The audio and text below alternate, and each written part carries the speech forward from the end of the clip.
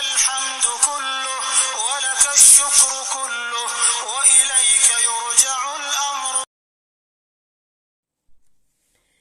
مساء الخير كل متتبعات مطبخي في بيتي، مرحبا بكم مرة أخرى في قناتي. إن شاء الله اليوم جيتكم بوصفة تاع الخبز باش ما تبدروش وما ترموش الخبز. جيتكم بوصفة يعني كتحلية ولا كقاطو، يعني هكذا القهوة العصر، سورتو دراري راح يعجبهم بزاف. ان شاء الله تعجبكم هذه الوصفه. تبعوا الخطوات باش ما تزيدوش ترموا يعني الخبز يابس، وتستعملوه وتستفادوا فيه في وصفات يعني اقتصاديه.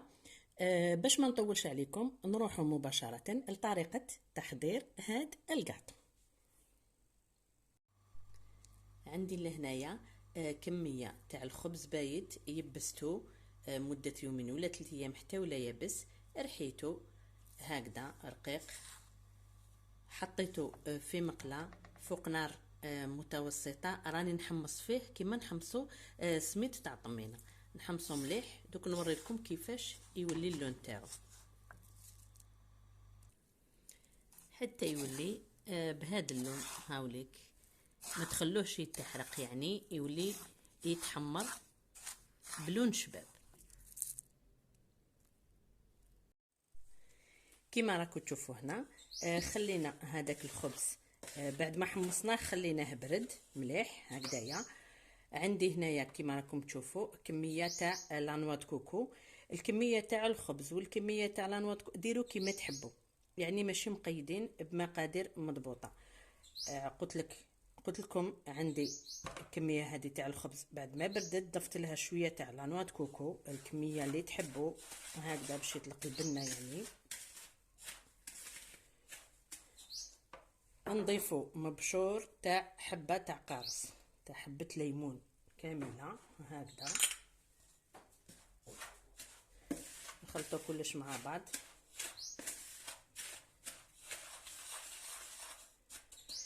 عندي هنا شويه تاع مارغرين ولا زبده ذوبتها، الكميه كيف المهم نديرو الكميه تاع الزبده كيما الكميه تاع العسل ولا شربات. انا عندي شربات خدمتها في الدار.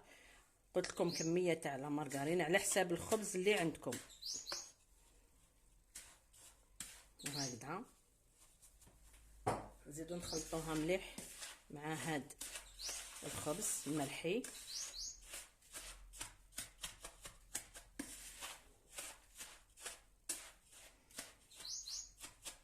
الا خصتكم زيدوا شويه.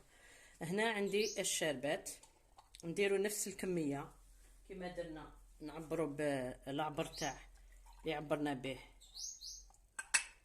الزبده ولا المارغرين. انا شربات خدمتها في الدار تاع كاس سكر، 2 كيسان تاع الماء، شريحه تاع ليمون ولا قارص، حطيتهم فوق النار. بعد ما غلات خليتها 10 دقائق مول ما غلات وطفيت عليها، خليتها بردت. راح نستعملها دوك بارده هكذا. انا ما حبيتش ندير العسل، اللي يحب يدير العسل يدير الكميه تاع العسل، انا حبيت نديرو بالشربات، ريحته يطالعه هايله. وعندي هنا اون بواط تاع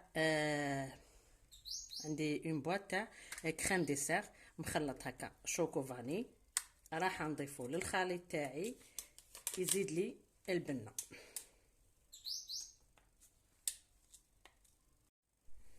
ونزيد نخلطو هكذا مع الخليط مليح.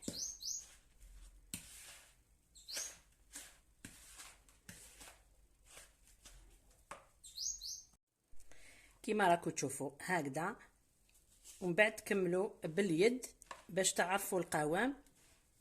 الا مخصوص زبده وشربات ولا زبده وعسل، ولا تحبوا تزيدوا اون بواط واحده اخرى تاع لا كريم ديسير، نتوما حرين. المهم حتى يتلم لكم هكذا، تولوا كي ديروا هكا في اليد يولي هكذا. ومن بعد بعد ما طميناه نجيبوا هكذا مول تاع زجاج كيما هذا اللي يدخل الفور، درت له ورق الطهي ونفرغ هذاك الخليط كامل هكذا.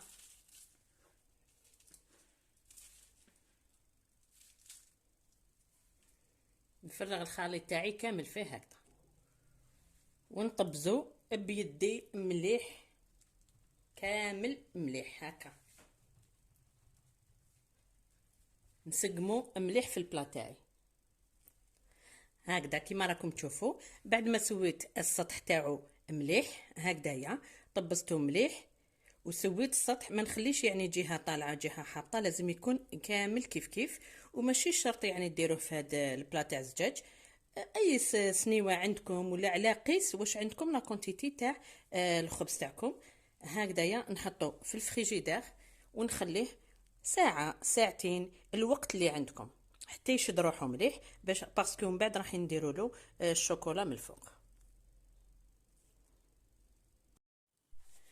هنا كيما راكم تشوفوا الكاطو تاعي ولا بلوتو الخبز فوالا اللي درتو كاطو، عنده ساعه، خرجته من الفريجيدير، حطيته ساعه في الفريجيدير، خرجته ودوبت لهنايا شويه تاع الشوكولا، درت 2 طابلات هكذا امباسادور نوار، دوبتهم، زدت لهم مغرف تاع زيت هكذايا، وراح نحطهم فوق هاد الكاطو تاعي من الفوق، نسقمها مليح على كاع السطح تاع الكاطو تاعي.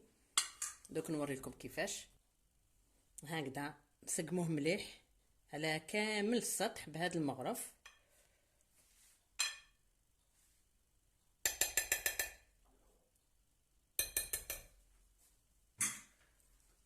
ومن بعد عندنا هنا فرشيطه نزوقوه هكا، نديروا له خطوط باش يخرج يعني شباب برك.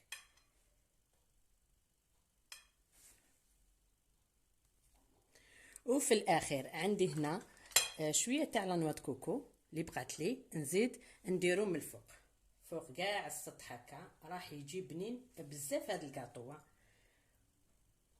والله غير هايل، دقتو مقبل كي كنت نخدم فيه قبل ما ندير له الشوكولا هكا، جا بنين ما شاء الله، وما جاش هذاك الحلو بزاف لي يقهم. نديروا له كاع الكميه واش عندنا، نوات كوكو ولا بيستاش ولا كاوكاو واش عندكم، وإلا ما عندكمش خلوه غير بالشوكولا وحدها من الفوق. انا نحب لا نوات كوكو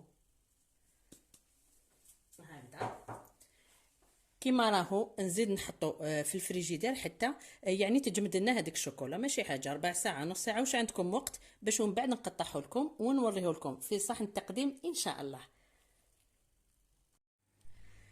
فوالا هاوليك الشكل النهائي تاع الكاطو تاعي تاع الخبز يابس اليوم، جا هايل ما شاء الله، ريحته شابه وبنته هايله بنوات كوكو والقارص.